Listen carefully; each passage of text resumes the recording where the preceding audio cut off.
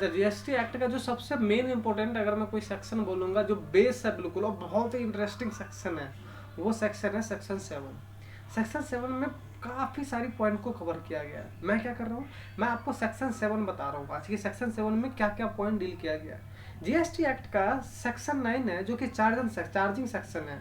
वो बोलता है कि जब तक सप्लाई नहीं होगा, जब तक जीएसटी अप्लाई नहीं होगा। तो जीएसटी लगाने के लिए जो चार्जिंग सेक्शन बोलता है वो क्या बोलता है, सप्लाई होना कंपलसरी है।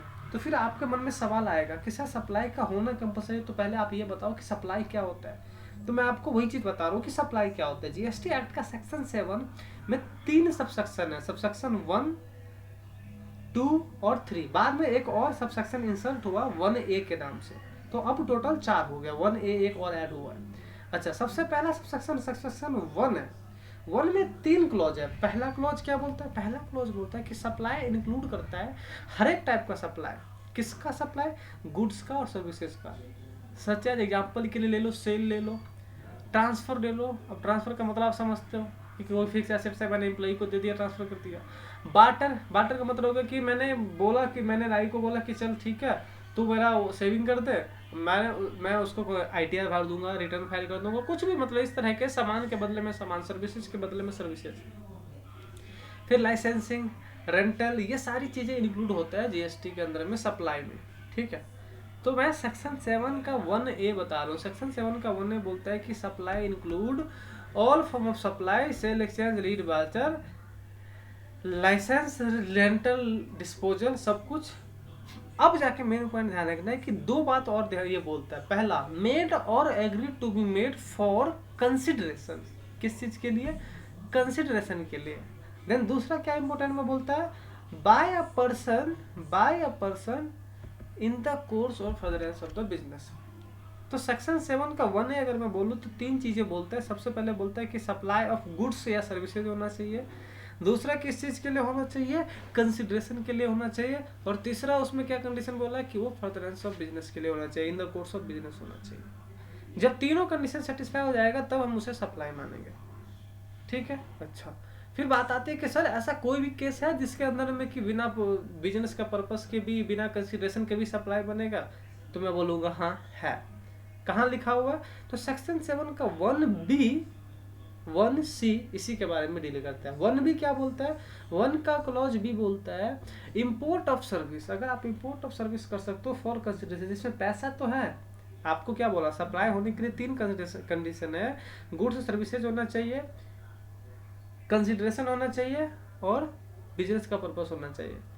जो बी पॉइंट है, बी में बोलता है कि गुड्स एंड सर्विसेज में सर्विसेज तो है, इंपोर्ट ऑफ सर्विसेज की केस ले लो, और उसमें कंसिडरेशन भी है, लेकिन वो बिजनेस के पर्पस के लिए नहीं है। अगर बिजनेस के पर्पस के लिए नहीं है तो अगर बी नहीं लिखा तो हम ये लिखा होता तो हम ये मान के चलते कि इंपोर्ट ऑफ सर्विस जो है वो सप्लाई नहीं बने, क्योंकि ये बिजनेस के पर्पस से नहीं है। लेकिन बी में स्पेसिफिक लिख दिया कि बिजनेस के पर्पस से हो या ना हो, अगर इंपोर्ट ऑफ सर्विस कर रहे हो कंसिडरेशन दे करके तो उसे हम सप्लाई मानेंगे। फिर आया सी पॉइंट। सी पॉइंट तो अलग ही खेल खेल गया। सी पॉइंट तो बोला कि भाई ठीक है बिजनेस के पर्पस के लिए तो है लेकिन पैसे नहीं है तो सप्लाई मानेंगे क्या। तो सेक्शन 7 का 1 का सी बोलता है कि हाँ, शेड्यूल 1 में मैं एक लिस्ट दे रहा हूँ, शेड्यूल 1 में एक लिस्ट दिया, उसमें उसने बता दिया कि इस लिस्ट के अकॉर्डिंग, इस लिस्ट में जो जो मेंशन है वो सारी चीज़ें अगर सप्लाई हो रही है तो बिना कंसिडरेशन के भी सप्लाई हो रही है तो भी हम उसको क्या मान लेंगे, सप्लाई मान लेंगे। ये हो गया आपका सेक्शन 7 सप्लाई के बारे में। अच्छा, इसमें तो आपको एक शेड्यूल 1 रह गया पेंडिंग, है ना। मैं आपको बताऊंगा शेड्यूल 1 में कौन कौन सा आइटम है, वो एक अलग सी वीडियो में। फिर जाके बात आती है सेक्शन 7 का 1 का ए। 1 का ए क्या है, जब आपने ये देख लिया सेक्शन 7 के 1 में कि सप्लाई का गुड्स और सर्विसेज होना चाहिए, कंसिडरेशन के लिए होना चाहिए, बिजनेस के पर्पज के लिए होना चाहिए। फिर आपको ये पता करना है कि जो भी सप्लाई है वो गुड्स का है या सर्विसेज का है, वो हम कैसे पता लगाए। जैसे रेस्टोरेंट की सर्विस हो गई, उसमें हम खाना भी खिलाते हैं, सामान भी देते हैं और सर्विसेज भी देते हैं। अब बताओ आप किसको सप्लाई ऑफ गुड्स माने या सप्लाई ऑफ सर्विसेज माने। रिपेयर मेंटेनेंस की सर्विस दे रहे हैं, जॉब वर्क की सर्विसेज दे रहे हैं, गुड्स भी सप्लाई होता है, सर्विसेज भी सप्लाई होता है, तो उसको हम क्या माने, सप्लाई ऑफ गुड्स माने, सप्लाई ऑफ सर्विस माने। तो डिपार्टमेंट इस चीज को क्लियर करने के लिए सेक्शन 7 का 1A लेकर के आया।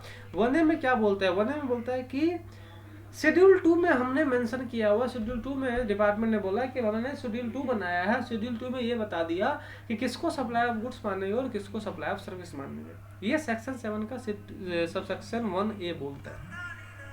फिर बात आता है सेक्शन 7 का सबसेक्शन 2। सेक्शन 7 का सबसेक्शन 2 किस के बारे में बात करता है? सेक्शन 7 का सबसेक्शन 2 बोलता है कि कुछ केसेस है जिसको हम निगेटिव लिस्ट बोलते हैं। 2 पॉइंट सेक्शन 7 के सेक्शन 2 में इन्होंने 2 पॉइंट की बात की। पहला पॉइंट बोला कि एक्टिविटी या ट्रांजैक्शन स्पेसिफाइड इन शेड्यूल 3।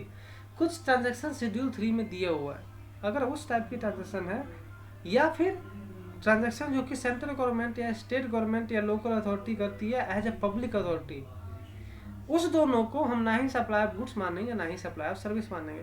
तो शेड्यूल 3 को हम निगेटिव लिस्ट मानते हैं। उसमें कौन कौन सी लिस्ट है? अगर आप उस लिस्ट को रीड करोगे तो जैसे एम्प्लॉय की सर्विसेज हो गई, पार्लियामेंट में कोई बंदा वर्क कर रहा है, प्रेसिडेंट हो गया, वाइस प्रेसिडेंट हो गए, ये लोग जो वर्क कर रहे हैं इनकी सर्विसेज होगी।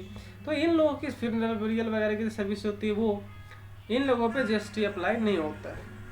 ये आपका था सबसेक्शन 2। फिर आती है सबसेक्शन 3। सबसेक्शन 3 किस चीज़ के लिए? सबसेक्शन 3 बोलता है कि अगर डिपार्टमेंट चाहेगा तो नोटिफिकेशन के थ्रू बता देगा कि किसको सप्लाई ऑफ गुड्स मानना है, सप्लाई ऑफ सर्विस नहीं मानना है, किसको सप्लाई ऑफ सर्विस मानना है, सप्लाई ऑफ गुड्स नहीं मानना। तो ये आपका एक तरह से ओवरव्यू था सेक्शन 7 का। इसके बाद मैं आपको बताऊंगा क्या कि शेड्यूल 1, 2, 3 में क्या क्या कवर होता है। ठीक है, थैंक यू।